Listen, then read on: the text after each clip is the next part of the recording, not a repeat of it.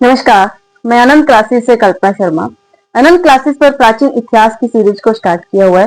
Previous class में हम लोगों ने अशोक के बारे में पढ़ा था, अशोक के अभिलेख देखे थे, अशोक ने कलिंग का आक्रमण देखा था, क्या हुआ कलिंग के आक्रमण के बाद अशोक ने कौन से धर्म को अपनाया था, ये सारी चीजें हम लोगों ने प्रीवियस क्लास में देखी थी। आज हम पढ़ेंगे उसी का अगला पार्ट, अशोक के उत्तराधिकारी के बारे में और मौर्य वंश के प्रशासन और सामाजिक व्यवस्था के बारे में देखेंगे। चलिए स्टार्ट करते हैं आज की क्लास को। तो प्रीवियस क्लास में हम लोगों ने देखा कि अशोक जो है वो अंतिम शासक जो है वो हमारा महान शासक आते हैं अशोक, ठीक है।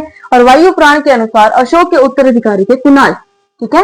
वायु पुराण के अनुसार अशोक के उत्तराधिकारी आते हैं कुणाल आते हैं। और अशोक के बाद जो है मौर्य साम्राज्य जो था वो डगमगा गया था, क्योंकि उसने जो था वो अहिंसा के यानी कि अहिंसा के मार्ग को अपनाया था कि अपना जो है वो जो युद्धों में भाग लेना बंद कर दिया था। इससे क्या हो गया कि अशोक के बाद जो है वो हमारा मौर्य वंश जो था डगमगा गया। और अशोक के बाद उसका उत्तराधिकारी कौन आया, कुणाल जो है वो आता है। और अंतिम शासक आता है बृहद्रथ, ठीक है। अंतिम शासक कौन आता है, बृहद्रथ आता है। और अंतिम शासक बृहद्रथ के सेनापति पुष्यमित्र शुंग ने, ठीक है, बृहद्रथ की हत्या करी और शुंग वंश की स्थापना करी थी। नेक्स्ट हमारा जो रहेगा वो शुंग वंश जो है वो रहेगा। चलिए अब स्टार्ट करते हैं अशोक या मौर्य वंश की जो है वो प्रशासन व्यवस्था के बारे में, कैसी थी, कैसी इनकी सामाजिक व्यवस्था थी, सारी चीजों को देखेंगे। तो सबसे पहले हम यहाँ पे देखेंगे मौर्य के प्रशासन के बारे में।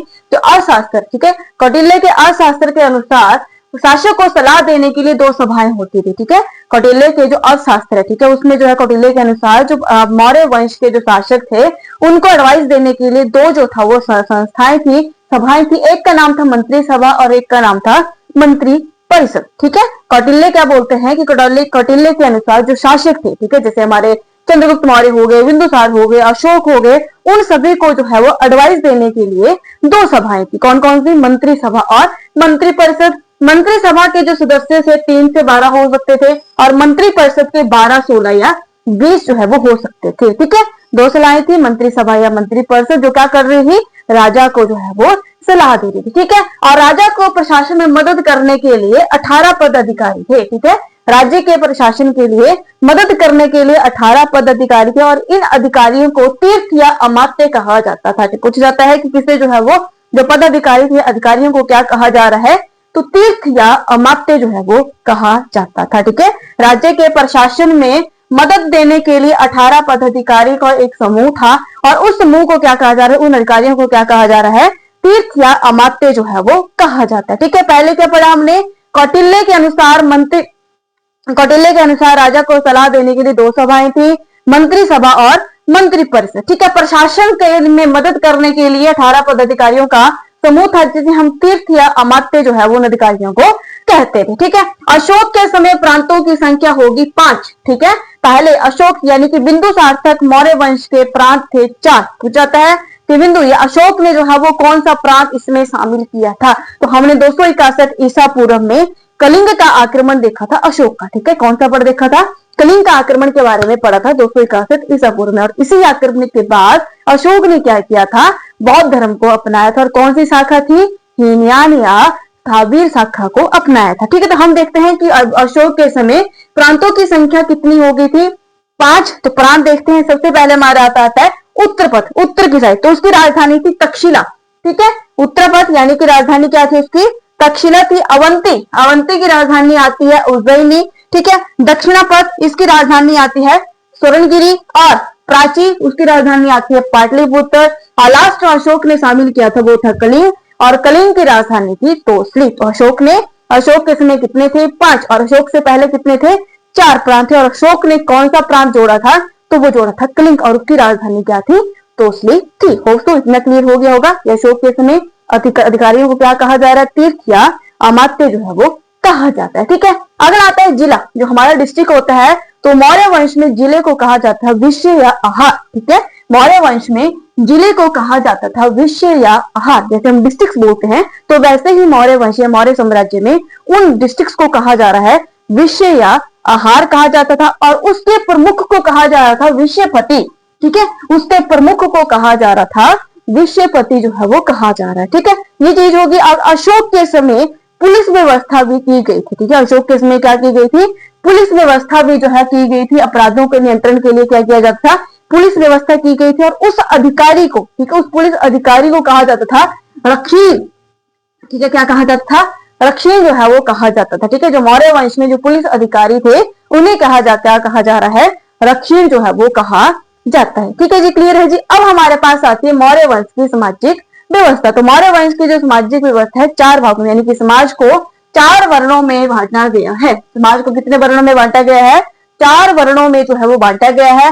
अर्थशास्त्र में, कौटिल्य के अर्थशास्त्र में शूद्रों को कहा जाता है कृषक। ठीक है, और कौटिल्य का जो अर्थशास्त्र है उसमें शूद्रों को कहा जाता है कृषक जो है वो कहा जाता है, कृषक कहा जाता है। और मैग्नेस्टीज ने, ठीक है, अपनी पुस्तक इंडिका में 7 जातियों का वर्णन किया गया है। मैग्नेस्टीज ने अपनी पुस्तक इंडिका में, ठीक है, 7 जातियों का वर्णन जो है वो किया गया है। और मैग्नेस्टीज और स्ट्रैबो ने बोला है कि भारत में दास प्रथा नहीं थी, यानी कि जब वो मौर्य वंश में आए थे मैग्नेस्टीज ने दास प्रथा का वर्णन नहीं किया गया था, क्योंकि उस समय जो इनके अकॉर्डिंग ये बोला गया कि दासों की हालत भी, दासों की कंडीशन भी काफी अच्छी थी, यानी कि हम उसको दास प्रथा नहीं कह सकते थे। ठीक है, मैग्नेस्टीज ने दास प्रथा का कोई वर्णन नहीं किया गया है। और यहाँ पे जो है वो जो स्वतंत्र रूप से वैश्याएं थी उनको रूपा जीवा कहा जाता था। ठीक है, जो स्वतंत्र रूप से वैश्यवृत्ति को अपना रही थी उसे जो है वो क्या, उन स्त्री को क्या कहा जा रहा था, रूपा जीवा जो है वो कहा जाती है। यानी कि मौर्य वंश में वैश्यवृत्ति जो था वो विद्यमान थी। ठीक है, यानी कि मौर्य वंश में क्या मिल रही है, वैश्यवृत्ति जो हमें मिल रही है। और उन स्त्रियों को क्या कहा जा रहा है, रूपा जीवा जो है वो कहा जाता है। कर व्यवस्था के बारे में देखते हैं। तो कर व्यवस्था का मुख्य साधन वही था, भूमि राजस्व था, भूमि से लेने वाला कर ही था। तो 1/6 भाग, ठीक है, कुल उपज का 1/6 भाग जो है वो कर के रूप में दिया जाता था। 1/6 भाग जो है क्या किया जा रहा है, कर के रूप में जो है वो दिया जाता था। यही जो है भूमि कर को क्या कहा जा रहा है, भाग जो है वो कहा जाता था। जो भूमि कर था, ठीक है, जो लैंड टैक्स था उसे क्या कहा जाता था, भाग जो है वो कहा जाता था मौर्य वंश में। ठीक है, विष्टि एक प्रकार का वेगार कर है। विष्टि क्या है, एक प्रकार का वेगार कर है, जिसे क्या कहा जाता है, वेगार कर को क्या कहा जा रहा है, विष्टि कहा जा रहा है। और जहां पे मतलब अगर बारिश भी नहीं हो रही है और प्रोडक्शन काफी अच्छी हो रही है, ठीक है, बारिश भी नहीं हो रही और प्रोडक्शन काफी अच्छी हो रही है, उस भूमि को कहा जाता है अवैध मात्रक। ठीक है, उस भूमि को क्या कहा जा रहा है, अवैध मात्रक। जहां पे बारिश अच्छी नहीं, बिना वर्षा के भी जो है वो उपजाऊ या फिर प्रोडक्शन काफी अच्छी हो रही है, उत्पादन अच्छा हो रहा है, उस भूमि को कहा जाता था अवैध मात्रक। क्लियर है जी। व्यापार की देखरेख करने वाले अधिकारी को कहा जाता था पणया अध्यक्ष जो है वो कहा जाता था। ठीक है, व्यापार की देखरेख करने वाले अधिकारी को क्या कहा जा रहा है, पणा अध्यक्ष जो है वो कहा जाता था। ठीक है जी, ठीक है। नेक्स्ट हमारे पास आता है जो राजकीय भूमि होती है। ठीक है, राजकीय भूमि को जो देखभाल करने वाला अधिकारी होता है उसे हम कहते हैं सीता अध्यक्ष। ठीक है, राजकीय भूमि का देखभाल करने वाले अधिकारी को क्या कहा जाता है, सीता अध्यक्ष जो है वो कहा